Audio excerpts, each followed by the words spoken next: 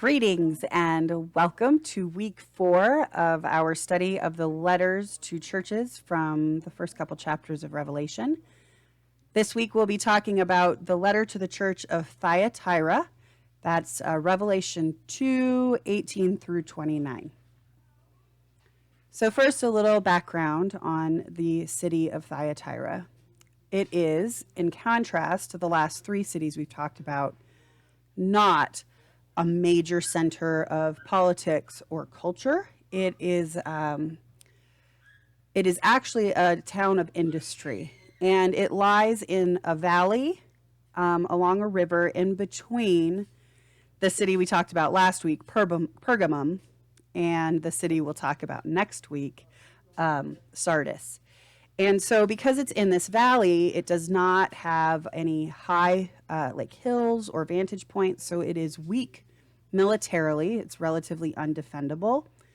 There were not large Roman like garrisons stationed there. It was, like I said, it did not have many large temples. There was no kind of cult of worship for Caesar. But what it did have was industry. It was famous for smelting bronze, making leather, pottery, weaving, and dyeing. That's D-Y-E-I-N-G. Lydia, whom we met in Acts, was a dyer of purple cloth, and she is from Thyatira. So Thyatira, without its major centers of pagan worship, still had a lot of difficulty for Christians. And in this case, they were in the form of the guilds. If you wanted to be viable economically with the production and sales of the items that were manufactured there, you needed to be part of a guild. The guilds would meet in houses, or they would meet in temples to the minor god that oversaw or that would bless the various arts that were being made. And so the guilds would gather together, they would sacrifice food to the god of pottery or the god of weaving, and then they would all eat together over a shared meal. Now, to be a Christian would preclude you from being able to participate in the activities of the guild. And if you were not in a guild, it was very difficult to make a living at all in these various trades. So it was, as in the other cities, very difficult to be a Christian in Thyatira. So we start out with this letter, one I might add that is a lot more symbolic in language, and it's a little bit longer than the other letters we've read so far. But we start out in verse 18, "And to the angel of the church in Thyatira write, these are the words of the Son of God, who has eyes like a flame of fire, and whose feet are like burnished bronze." So in our description of Jesus in this letter, eyes like a flame of fire and feet like burnished bronze, we have a reference back to things that the people of this city would be familiar with, which is the smelting process, and then the bronze resulting of that process. So, and I think these eyes, like fire, are eyes that would be difficult to escape the gaze of. These were eyes that would see everything, that would know everything. And our feet like burnished bronze. We're told that Jesus is a firm foundation, and indeed has a firm stance, firm foundation. The commendation in verse 19, "I know your works, your love, faith, service, and patient endurance. I know that your last works are greater than the first." It's a lovely description, right? I recognize your love, your faith, your service, your patient endurance. And then this is kind of an interesting idea. Your last works are greater than your first. That would be that they are growing in their faith. They are growing in the way that they live out their faith. They are growing in love for one another and for God.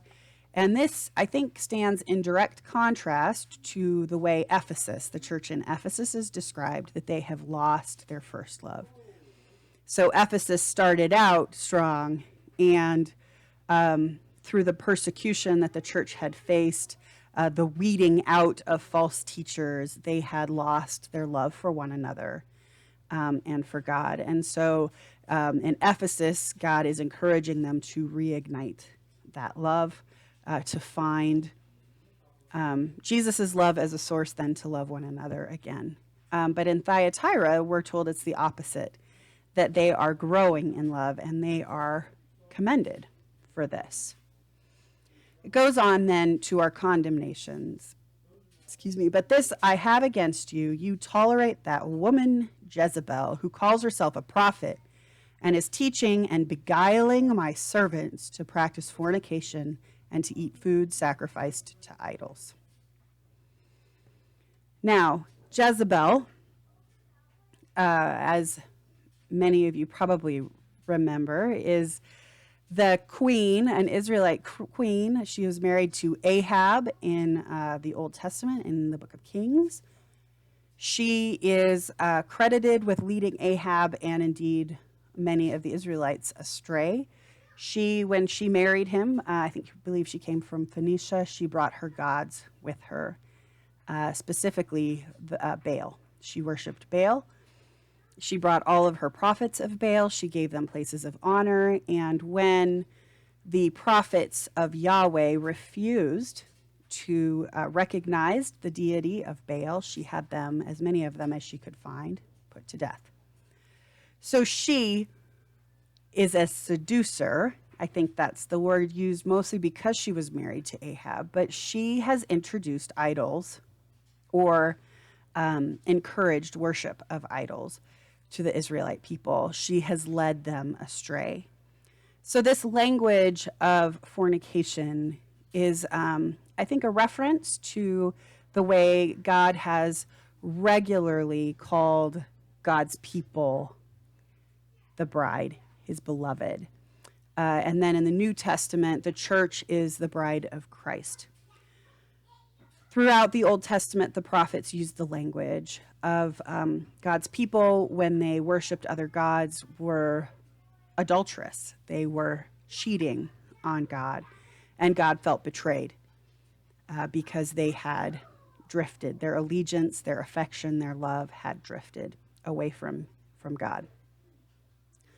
So this language of Jezebel is a reference back to that. We are told that she has encouraged the Christians to be eating food sacrificed to idols.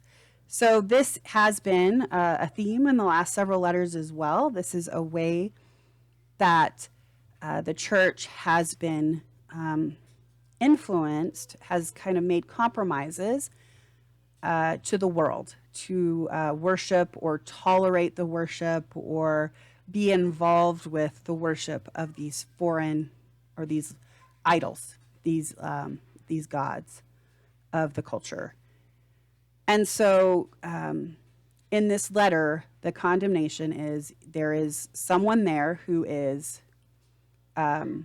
seducing, is the language used, or perverting or encouraging Christians to stray from the love of Jesus.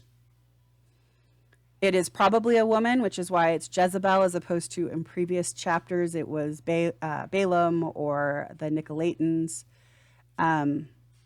But this coded symbolic language is used because probably the people of Thyatira knew exactly who that was. But also, if you leave it vague, when this letter is then read by all of the other churches in Asia, and indeed us today, we are invited to think about what is leading us astray, what lures of culture are tempting us to worship anything other than Jesus. So that's hence the symbolic language here. The harshest condemnation is left for her specifically, and the warning is for anyone who might listen to her. to reject her teachings, reject these false teachings, and hold fast to Jesus. And indeed, that is the language that's used there at the bottom of verse 24. To you I say, I do not lay on you any other burden.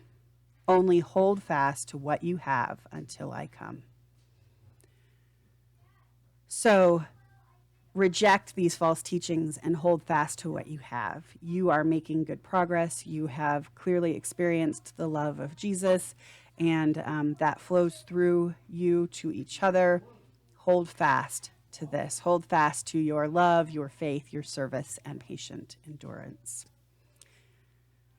To everyone, who conquers and continues to do my works to the end, I will give authority over the nations. This is a reference to Psalm 2, because we indeed share in Jesus's birthright. Jesus has been given authority over the world. It's a messianic psalm, and so it is referenced to what happens when the Messiah returns, and we get to participate in that. We share in that. And then going on to verse 28, even as I also received authority from my Father, to the one who conquers, I will also give the morning star. There are many possible interpretations of morning star, but it is likely that that is Jesus himself, that we are given Jesus. Jesus is our gift. Mostly people believe that because in Revelation 22, verse 16, it says, it is I, Jesus, who sent my angel to you with this testimony for the churches. I am the root and the descendant of David, the bright morning star. So to those who hold fast to Jesus is given the gift of Jesus. That is victory over our enemies. That is eternal life. That is resurrection. It is indeed a rich inheritance.